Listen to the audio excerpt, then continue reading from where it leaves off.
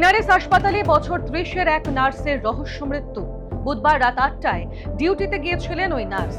নীলরতন সরকার medical college ও হাসপাতালের স্ত্রীরোগ বিভাগের HDU-তে duty করছিলেন তিনি। কিন্তু ডিউটি শুরুর ঘণ্টাখানেক পর থেকেই তার খোঁজ মিলছিল না বলে জানা যায়। পরে শৌচাগারের দরজা বন্ধ দেখে সন্দেহ হয় সহকর্মীদের।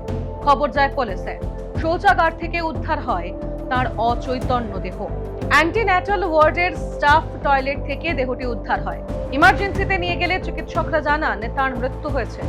কি কারণে তার মৃত্যু তা এখনো স্পষ্ট নয়। ঘটনার তদন্তে নেমেছে হোমিসাইড শাখা।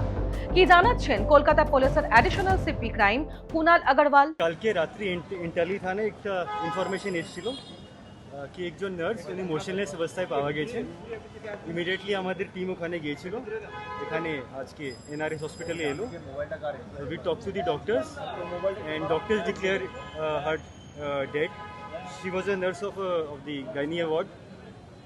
এই ঘটনা রাত্রি 10:30টার দিকে জানা গেছে।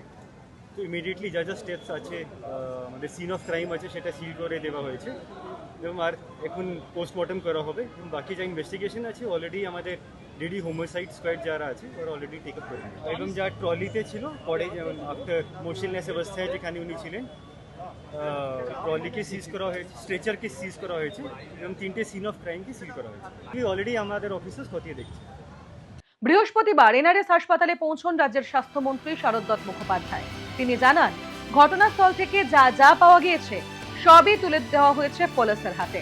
অনুমানে নয়, বিজ্ঞানে বিশ্বাস রেখেই চলবে ঘটনার পূর্ণাঙ্গ তদন্ত। আমরা অনুমানে চলি না, বিজ্ঞানে চলি। অনুমানের কোনো জায়গা নেই। দয়া করে সংবাদ মাধ্যম কোনো অনুমানের অবকাশ রাখবেন না। ময়না তদন্তের জন্য আমরা মৃতদেহটি পাঠিয়েছি। মৃত ব্যক্তির হাজব্যান্ড, ওনার নাম হচ্ছে রাহুল, ক্যান্টনমেন্ট এরিয়ায় বিবাহিত সিস্টার। আনুমানিক 11টার পরে ওনাকে পুরো জিনিসটাই অবগত করা হয়েছে। আমরা যা যা দেখেছি করেছি। হোমিসাইড শাখার পাশাপাশি ঘটনার স্বাধীন তদন্ত করবে নীলরতন সরকার মেডিকেল কলেজ ও হাসপাতাল এবং স্বাস্থ্য দপ্তর। তার জন্য ইতিমধ্যেই কমিটি করা হয়েছে বলে জানিয়েছেন স্বাস্থ্যমন্ত্রী।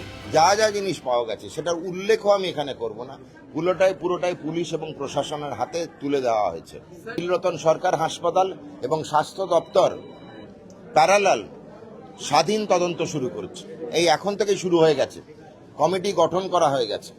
এই কমিটির অধ্যক্ষতা করবেন নীলরতন সরকারের ফরেনসিক মেডিসিনের বিভাগীয় প্রধান। কমিটিতে থাকবেন প্রিন্সিপাল মহাশয়, MSBP মহাশয়, আমাদের নার্সিং সুপারিনটেন্ডেন্ট মহাশয়া, সাইকিয়াট্রির বিভাগীয় প্রধান, আমাদের সাফাই কর্মচারীদের বিভাগীয় প্রধান, আমাদের সুরক্ষা কর্মচারীদের বিভাগীয় প্রধান। খুব ওয়েল ব্যালেন্স কমিটি তৈরি করা হয়েছে। স্বাস্থ্যমন্ত্রী আরো জানান, মৃতার স্বামীর আবেদন ছিল এনআরএস যাতে ময়না তদন্ত না করা হয়। তার অনুরোধেই এনআরএস এর নার্সের ময়না তদন্ত হবে কলকাতা মেডিকেল কলেজের ফরেনসিক বিভাগের প্রধানের তত্ত্বাবধানে। মুখ্যমন্ত্রীর নির্দেশে এই কেসে সব রকম সাহায্য করতে স্বাস্থ্য বিভাগ প্রস্তুত, জানান স্বাস্থ্যমন্ত্রী। আমি ওনার স্বামীর কাছে এই বার্তা পৌঁছে দেব যে আমাদের তরফ থেকে যা সহযোগিতা চাইছেন, যা যা করণীয় সব করা হবে। জানা গিয়েছে এনআরএস থেকে নার্সিং পাশের পরেই ওই হাসপাতালেই চাকরিতে যোগ দেন মৃতা তরুণী। তার বিয়ে হয়েছিল বছর খানেক আগেই। শ্বশুর বাড়ি দমদম ক্যান্টনমেন্টে, বাপের বাড়ি পটাশপুরের প্রতাপ দিঘিতে। সূত্রের খবর, মৃতার দেহের পাশ থেকে উদ্ধার হয়েছে অপারেশনে অচেতন করার সময় ব্যবহৃত ওষুধের ভায়াল। সূত্রের খবর, একাধিক ভায়াল মিলেছে। নার্সের শরীরে ওই ইনজেকশন পুশ করা হয়েছিল। এটা কি আত্মহত্যা নাকি রয়েছে অন্য ষড়যন্ত্র? সব দিক খতিয়ে দেখছে পুলিশ। তাই তদন্ত শেষেই মিলবে সব প্রশ্নের উত্তর। অন্তত আশা করা হচ্ছে তেমনটাই।